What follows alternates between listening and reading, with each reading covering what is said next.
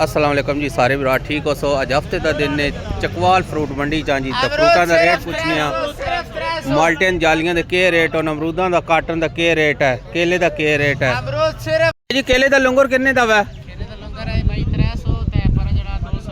जी? 300 तो 200 और अमरूदा का काटन किन्ने दा जी? तो माल्टे जी कितने दी है ये पल्ली? कितने दी आज पल्ली लाई ने माल्टे दी? 500 रुपए दी। कितना दाना? 60 दाना। तो अगर अमरूद भी लाया ने? अमरूद कितने का काटन है?